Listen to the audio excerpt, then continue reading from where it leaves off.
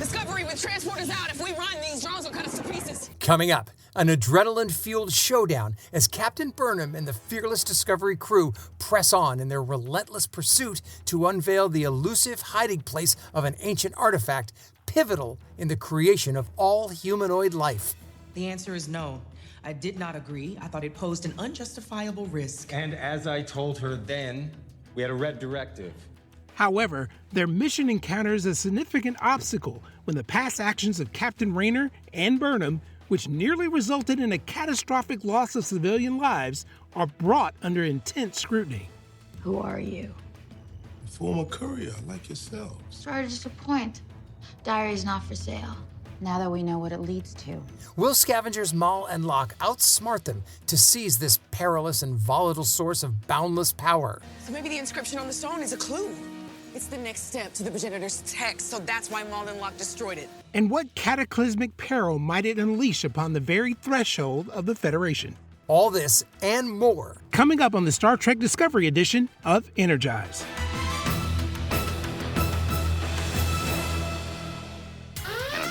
Energize.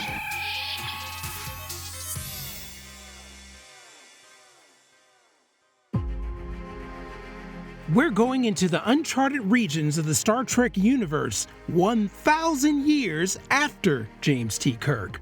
You're listening to Energize, a Star Trek Discovery Edition podcast, your source for detailed analysis, colorful debate, and spirited discussions about the final adventures of Captain Michael Burnam and the USS Discovery crew. I'm your host, Anthony McLemore. And I'm Steve Truitt.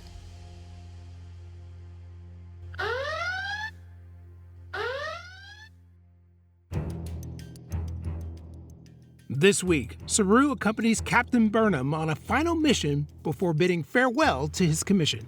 But will he emerge unscathed from this perilous journey? Here's a Warp Speed recap of Season 5, Episode 2 of Star Trek Discovery, Twin Moons. Did you agree with Captain Rainer's decision to fire, knowing, as he did, that the consequences could be catastrophic? The answer is no. I did not agree. I thought it posed an unjustifiable risk. We had a red directive. We're not at war. War is always a possibility, and you're living in a candy-colored hollow fantasy if you're thinking otherwise. I've been wondering about the inquiry. Ask Rainer to take an early retirement effective immediately. Not in the vicinity. Discovery with transporters out. If we run, these drones will cut us to pieces. We're recalibrating the transporter system to get around the electromagnetic field. I can't get it. Excuse me, Lieutenant. You're receiving an urgent transmission from Federation headquarters. I'm sorry, that's gonna have to wait. I hate waiting. It sounds like you could use my help. Captain Rainer. I've been monitoring secure comms. To beat the system they built, you've got to think like them, not 32nd century scientists.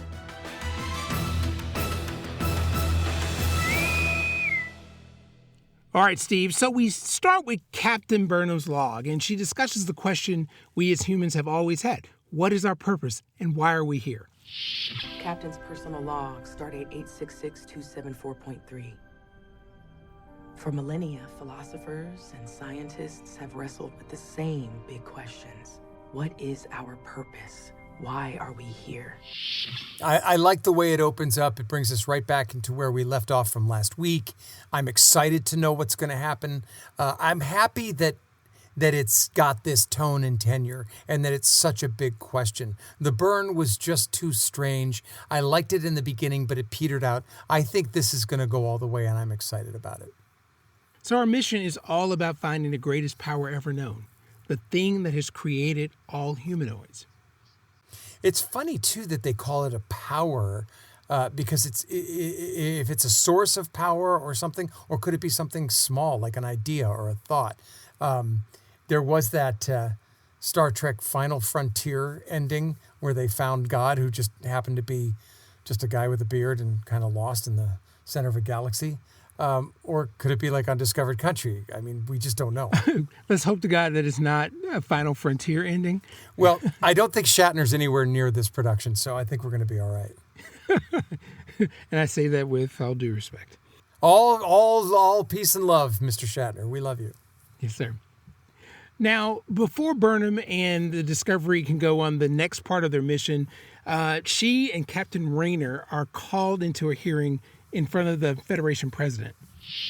Did you agree with Captain Rainer's decision to fire, knowing, as he did, that the consequences could be catastrophic? I'm sorry, Madam President, but I'm not sure I see how the testimony of a matter of opinion is relevant. She's not happy. I mean, Rainer's actions down on the planet, he's reckless, he's crazy, he's a wild cannon, loose cannon, whatever it is. He shoots the opening. Yeah, it doesn't cause the avalanche, but it causes the scavengers to cause havoc and create the avalanche, and it's not good. Oh, it's not good. But surprisingly, Burnham defends Captain Rainer.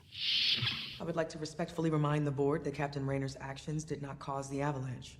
No, but he seems to have inspired Moll and L'ak, who did. She does it first, right? Because she was there and she's come a long way too. She's duty bound. She really believes in Starfleet. And part of her own personal thing is to look, you weren't there. It was a race against time and a race against these people. And we did what we had to do until game time decision. Yeah. Until Rainer himself is like, no, you know what? I did what I did. Deal with it. And it's like, okay. No, he totally caught me off guard. That he didn't capitulate. He didn't like acquiesce. He just was like, yeah, I did what I did, and deal with it. Drop the mic. The answer is no. I did not agree. I thought it posed an unjustifiable risk. And as I told her then, we had a red directive. We're not at war. The Breen are infighting over a new leader. The Orions are regrouping. War is always a possibility, and you're living in a candy-colored hollow fantasy if you're thinking otherwise. Yeah, it's what I did. And again, this is where I'm like, I don't trust this guy. He's doing that for a reason. I feel like everything he's doing is nefarious. There's something underneath. He's not just a rogue guy or a loose cannon, again, like Todd Stashwood's character in Picard. I think there's something else going on there. But I mean, I like the fact that Rainer, he did make one point. When you're out there on the frontier and you're dealing with something that is dire as this, something that that the balance of power is in jeopardy, you can't live in a candy-coated fantasy world. Well, that certainly was his position. It doesn't do very well for him. I don't know. There's something else about him that I don't trust or like, and so I feel like this is all theater for him. Do I think he's right? I don't trust him or his intentions, so I don't know. But it does beg the question. When it comes to, like, it's kind of like every nice diplomat has to have a hammer. Every organization has to have a hammer. It can't be all handshakes and friendly, because those people get wiped out first. So let that hammer be an admiral or an ambassador. Facetious, but yeah. So the admiral has a private discussion with Burnham, and he reveals, some information about Captain Rainer. Thank you for your candor. It's true that it wasn't fair for me to judge him. No, he's never quite been able to get out of his own way. Well, they've been friends and cohorts for a long time, and he wasn't always like that, and he's sad to see that he is throwing his career away, on this, this one mission that he did, and it's kind of a bummer. And so he says to Burnham, we're going to be adding a new crew member to your crew, and the question is, who's it going to be? Yes. It's Booker. Yeah. It's got to be Booker. Of course it is, because why not in Starfleet? Wouldn't you add someone who has no rank and has never gone through the academy? But sure, throw him on the ship. Why not? Let's just do it. He's cute. Let's get him on there. The Admiral has confidence in him, so what the Admiral says goes. Sure. That's right. Yep. So Discovery arrives at the planet, this planet that has the twin moons, and they beam down to the planet, and they're heading to this pyramid structure that's surrounded by an unusual magnetic field. Okay. Still no life signs? None in the vicinity. Here. This large pyramid. That's where the shadow would fall. Power of creation. Here we come. It's interesting because it's shaped like a body. You see a gigantic, what is it, stone hand coming out of the woods. It's very woodsy there. And, while they're looking around, it's a nice moment to have Saru and Burnham once again reflect on their journey together. I'm really getting the sense over these 2 episodes that there's a love letter going on here, and this may last for the next 8 episodes, right? There's a big goodbye coming, and I'm digging it. I think it's really nice what they're saying and how they're talking to each other. It's a nice moment. It's not boring, in other words. It's not just silly talk for talk. It's a nice moment that they're having. Yeah, and he reflects on Burnham going from a mutineer to a captain, and Saru being fearful to becoming his nickname, Action Saru, one of the bravest souls. Yeah, on the that was ship. kind of silly. Sure, got it. Yeah, I thought that was kind of silly, but at the same time, sure, it's funny. And so naturally, that moment has to be broken up with attack drones because it's Star Trek. Discovery with transporters out. If we run, these drones will cut us to pieces. We're recalibrating the transporter system to get around the electromagnetic field. I can't get it. So out they come. Yep. These flurry of flying drones. And they can't be beamed out because of the magnetic field is blanketing the area. Which is great. I love that little wrinkle. We can't save you. So they're like, okay, well, I guess we got to run and hide. So off they do. Yep. Run and hide. Yeah, but back on the ship, Tilly and Adira are working frantically to find a solution to disable the drones when they get a call from Captain Rainer, who has been monitoring, comms. Excuse me, Lieutenant. You're receiving an urgent transmission from Federation headquarters. I'm sorry, that's gonna have to wait. I hate waiting. It sounds like you could use my help. Captain Rainer? I've been monitoring secure comms. Again, I don't trust this guy. Okay? Don't believe him. Don't Why trust is he him. I don't. Why is he there all of a sudden? What's he doing monitoring comms? What's going on here, right? But what he does is he shows up. They don't beam in. They can now 3D project a hologram. So there he is standing there, and he's like, maybe you want to think about a different way of looking for a solution here. And the 2 ladies end up rigging their phasers. Or no, they don't do that. Saru and Burnham end up rigging their phasers to create this fantastic electromagnetic pulse, which stops the assault on them. But not after Saru runs like a cheetah through the forest and gets a little shot in the arm there. But it's like, what's Rainer doing, showing up, helping, and then leaving? I don't get it. He's something. He's a spy. He's something. Yep, that's true. We'll see what happens. So back in engineering, Book suggests attempting to contact the scavengers because he is a former courier, so he knows this world of scavengers and whatnot, and he's going to pose as a buyer. What's that for? Dark comms. Dark comms? Yeah, to reach L'ak and Moll. They're running from Starfleet. Why would they talk to you? Because they need to unload that diary while they can. Something that hot, bound to be offered once word gets out. I didn't know he was a former courier. They only mentioned it 6 times an episode. Gotcha. He is a courier. He's a courier. I used to be a courier. Really, Book? Yep. Wow. Yep. But I mean, that was well established at the beginning of season 3. I won't ask again. Who are you? A former courier like yourselves. Well, former courier. Sorry to disappoint. Diary's not for sale. Now that we know what it leads to. And so Moll answers, and Book tries to convince the scavenger that they are in over their heads, and the best thing is for them to do is just to sell the diary and give it to, and get it off their asses, Yeah. To get Starfleet off their asses. And of course we know they're going to say no, and I'm predicting it will be the death of them. Eventually they will die. They're not going to survive this, but they're cocky, and we find out that they are actually in love with each other. That is revealed as well. And so, they're going to stick together and they're going to see this through, of course. Yeah. But so Book fails to convince them, and he, leaves engineering in a weird mood. And Stamets is like, Book, come back. Or I guess it was the doctor who said it, but yeah. Yep. And so after back on the planet, we've taken care of the first wave of drones. And so Burnham and Saru approach the structure, and they discover a message in the stone, which is a Romulan riddle. I do not see readings that would indicate there was once anything of great power here at all. So maybe the inscription on the stone is a clue. It's the next step to the progenitor's text, so that's why Moll and L'ak destroyed it.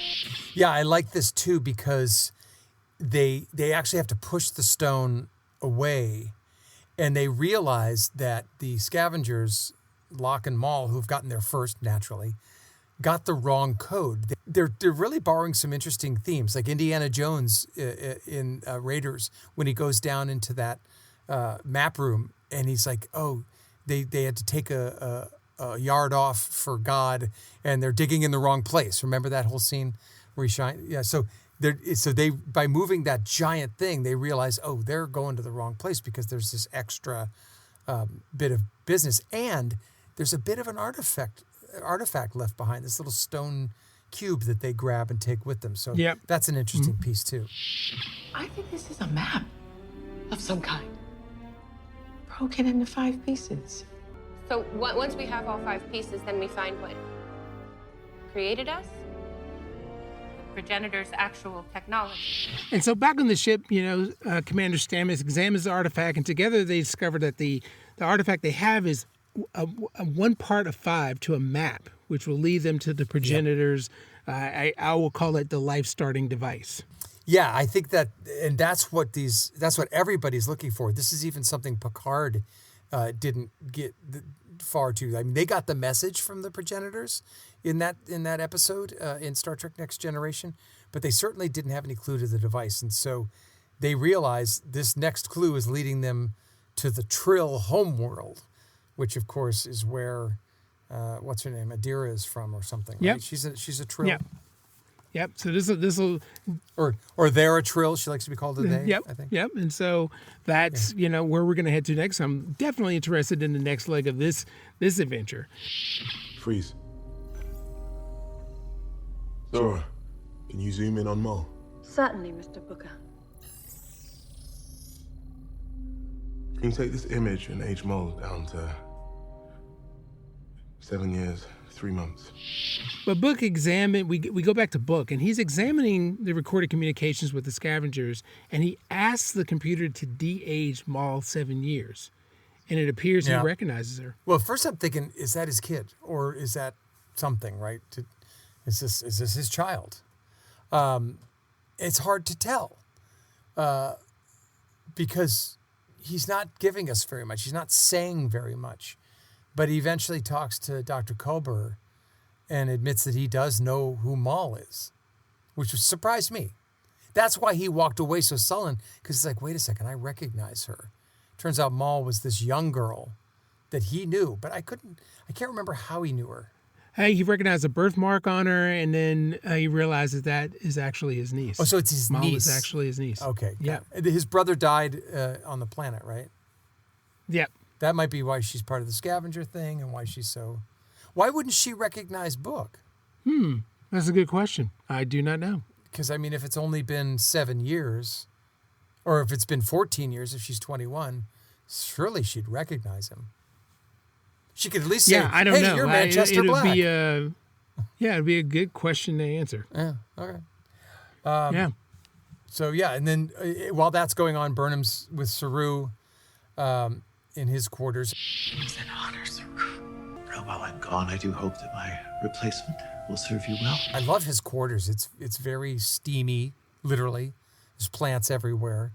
He loves it there. And they, he's basically turned over the keys to his quarters, and it's goodbye.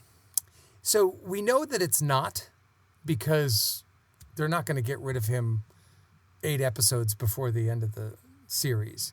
So something may happen where he becomes an adjunct searcher in all of this. He may be off with his girlfriend, wife, Trill, or whatever her name is, and he might discover something that he needs help with, and she says to him, go back and help them. So I can see that coming. It'll be real interesting to see, what his ambassadorship is going to lead us to. I'm really curious to see how all that plays out. If I may, I've been wondering about the inquiry. Ask Rainer to take an early retirement effective immediately. It can't have been easy. They've been friends for 30 years. Hopefully still will be once the dust settles. So Burnham, visits with the Admiral, And she inquires about the inquiry, and that's when we find out that Captain Rainer has been kicked out of Starfleet. Right. Asked for early retirement, rather. And you've done a lot over the years. Citations for distinguished service, the Grand Kite Order of Tactics, awards of valor. Trinkets. Could have told the board what they wanted to hear. I know what I stand for. I know what I believe in. I'm not gonna apologize for that. She's like, look, you could have just said what they wanted to hear. And he's like, I'm not going to do that.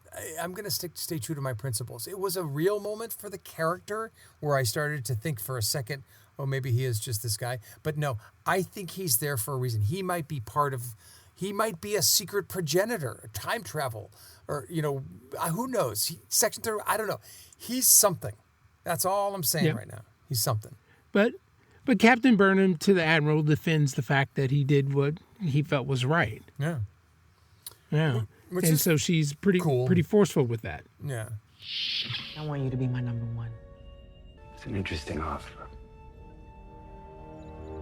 But Vance wouldn't let me back on a ship unless it was a garbage scow. I already spoke to Vance. He backs my choice. What's so interesting about that is that when Rainer admits that he should have anticipated the scavengers' actions, and he actually kind of becomes human, and they go back and forth with this interesting dialogue, I'm starting to sense that they're having kind of a moment here. They're a moment of respect, and they understand each other. And that's where she throws me for a loop and says, do you want to be my number one? And I thought that's just really strange. First of all, does a captain want to be a number one? And would he ever do that? Because he says, I'm a pain in the ass and I do things my own way. Burnham. I'm not a yes man. Counting on that.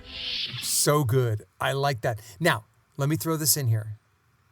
I think that that's what he wanted all along. I think he wanted on Discovery. I think he's a mole. I think he's a spy. I think that he got himself busted by doing all those terrible things. So Burnham would take him on, knowing that the Admiral would give him props. I think the whole thing is by design. That's what I think. I'm telling you.